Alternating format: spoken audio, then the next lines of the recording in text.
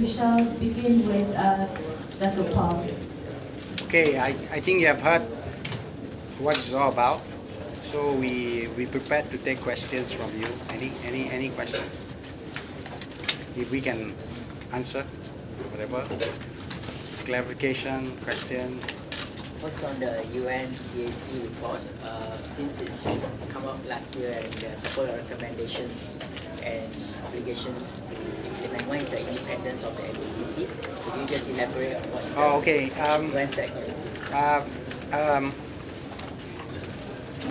Actually, the report can be quite technical, so I have not gone through completely in detail. But I do know that two key recommendations, of which the government is now putting in place. One of it is to make the MACC to be a separate service commission, where they can have their own terms and conditions of employment, and where they can employ people also not necessarily from the civil service. Any experts or any person with specialized knowledge dealing with corruption, they can employ. And second one is to enhance the position of the Chief Commissioner to be similar to a judge or to AG, where he or she cannot be removed except by a appointed tribunal. So this is to make sure that the position of the Chief Commissioner is safeguarded. And as you know, we have announced that we will be preparing for this, but it requires the amendment to the Constitution of Malaysia. do you foresee any problem with this, or is it just a matter of Parliament? I'm not sure. As you know, to get a two-thirds majority requires to go across political divide. Correctly, there shouldn't be any problem, because I think this is for the good of the country and good for the MACC. But I'm not sure. But this one I will leave it to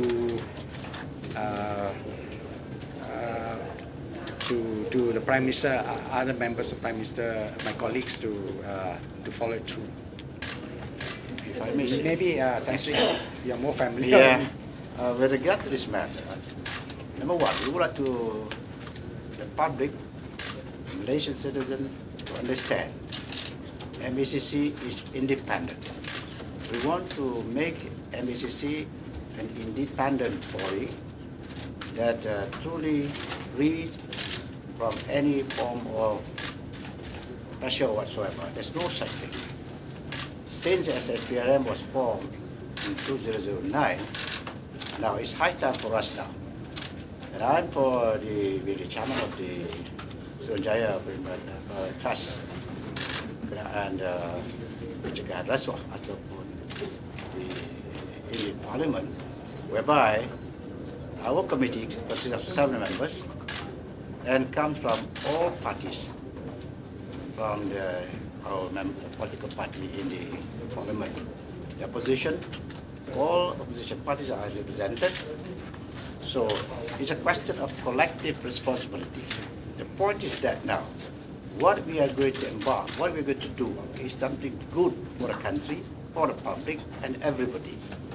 To ensure that, I think, because we don't have a total majority in Parliament today, so because of this position, the intention is very noble, very good, and it's not the position I've been harping on, talking about corruption. Here we are going to go to the root of the whole cause.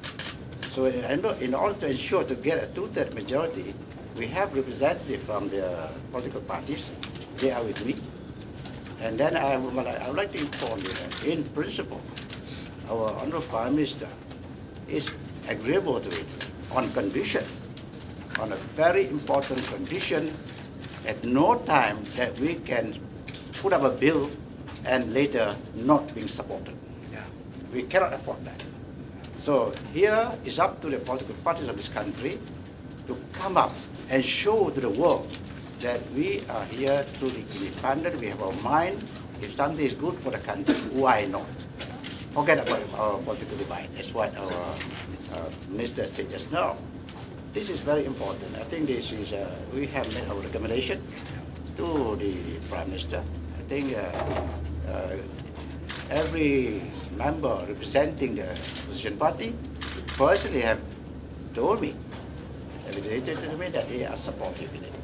And in particular, I can quote as an example Datuk Yamuma Datuk Takiuddin, a member from Parliament of Kota Baru from the Islamic Party, Party PAS. He has openly, frankly told us he will stick to his principle. If his party doesn't want him, he is prepared to resign. That form of commitment which I really look forward. Same thing with me. I do have the same spirit, same commitment and conviction. We want to do something, we want to be above everything, what is important, national interest. So I really reiterate and I fully support what our minister said just now. I think this is a very good opportunity for the general public to understand. But since we don't have a two-thirds majority in Parliament today, we welcome. We want to ensure, we want to see all members of Parliament. They are honorable people. They are representing the public. And this is something good for the public. Why not? That's all. Thank you. But Tan Sri, how far does the MACC's political will extend? Well, I can see that. As you know, the Chief Commissioner, Nazir Abu Qasim, is not only appreciated by Malaysia, he is now the international recognition given by the anti-corruption body of the world. And I've been going around the world also representing the country. I was in Mexico about 2 weeks ago, and then we talked about it in the Asia Pacific Parliamentary Forum. Well, as what our minister said just now, Malaysia now being watched, being looked something that is good to our country. So if the foreigners, the international body, the global city can appreciate, why not our own people? So we need the support of the people, because democratic system, parliamentary democracy depends on parliament representative. So parliamentary representative must represent the people. So if people want something, forget about your personal interest. You have got to, because every 5 years, the public has given the right, the power is given to the public to choose the government. So once we have one, I would like to reiterate what the minister said. Respect the rule of law. The rule of law is made by the legislators, by the members, the representatives, the lower house and the upper house. Once it becomes a law, everyone must obey and follow the rule of law. That is something which I really look forward. So once the law is made, nobody is responsible, nobody is above the law, but follow the law. So if MPs, senators can be like that, I think we are home. Our country is something that is for the good of our country. Forget about all negative part of it. Dr. Paul, regarding the changes in the law, will the government be moving a bill, tabling a bill to actually introduce outlawing living beyond your means, meaning MACC can actually investigate someone who is living beyond their means? Oh, that is Section 36. That is under being looked at by the AG department. So will it not yet? It may be a second phase. Second phase. Maybe, yeah. But most important is to get this. There are several amendments that we want to put in to strengthen. If I can just, this is the most important. The other one is the corporate liability law, which is to make corporation liable for bribes, practices for bribery paid by their employees. They are only proven innocent provided they have a proper, reasonable system of anti-bribery system in place in the company. Because fighting corruption is not just the public sector, it includes the private sector. So that's another piece of legislation that we like to see put in there. How about prosecution powers for MACC? I don't think that is in the books. I think prosecution powers is with the AG chambers. Yeah. Is that something that the UN review has brought up or raised, or is that something that internally have No, raised? not necessarily. Yeah. Perhaps Mr. Sherwin can elaborate on that. Can you the prosecution powers? The convention, going back both to the question that was asked about the independence of the commission as well as the last question, the convention just requires that every country that joins this convention has body or bodies which are in charge of law enforcement issues related to anti-corruption, as well as body or bodies which are in charge of prevention of corruption in countries.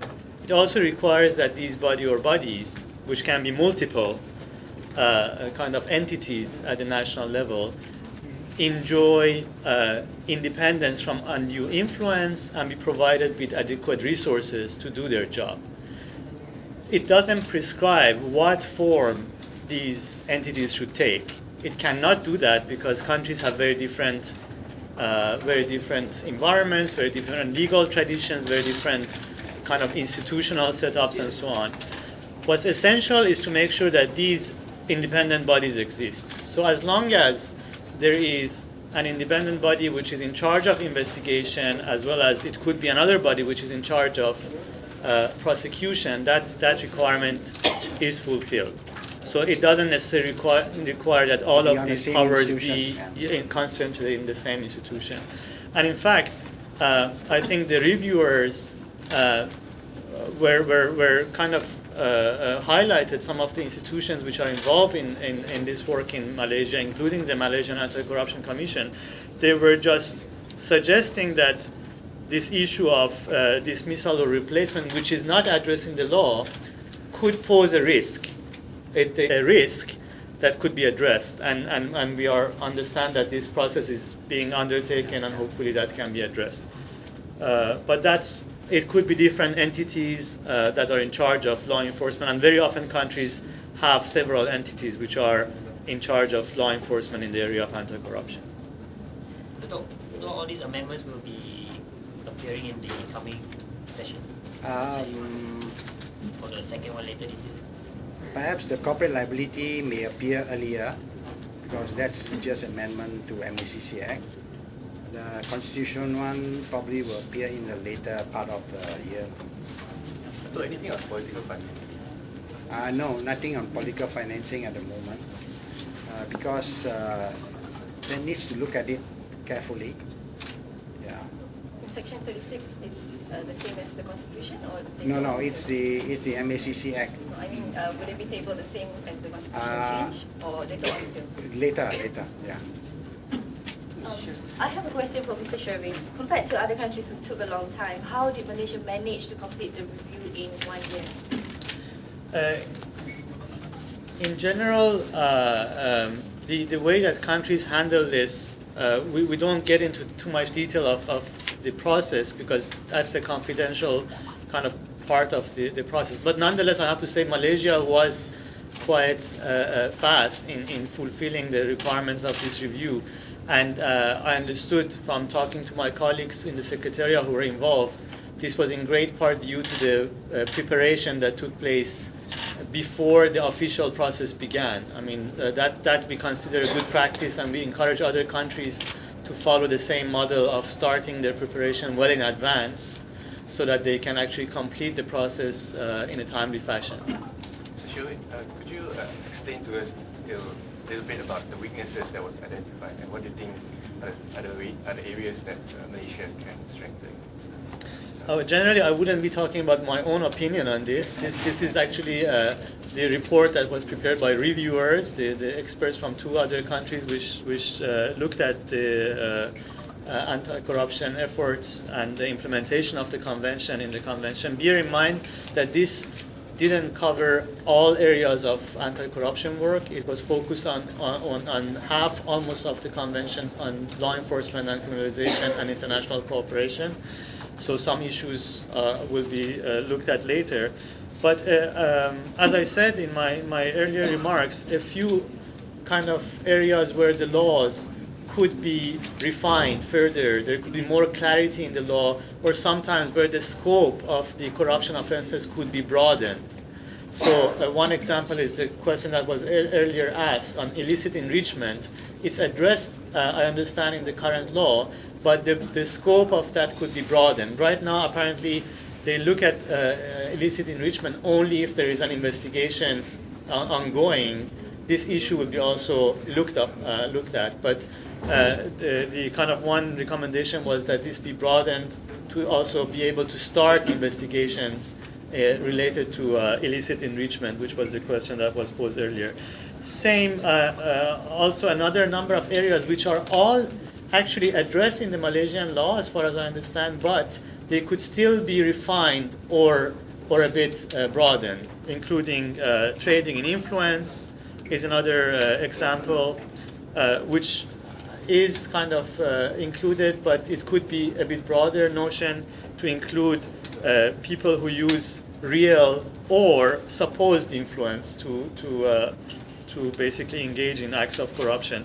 Obstruction of justice is also addressed, but the recommendation was that elements related to obstruction of justice be consolidated in a consolidated offense. Apparently these are now dispersed through some different laws, but also that this obstruction of justice can be used as a predicate offense for money laundering kind of cases. So there were a number of different elements like this. As we talked in a bit more extent about the issue of replacement or dismissal of the chief commissioner was one that was referred to. Some areas, including on confiscation of transformed or converted property from proceeds of corruption, when it's converted into another form of property, that it could also be subject to confiscation. Apparently, that could be still clarified in the Malaysian law. The same goes for forfeiture or confiscation of instrumentalities.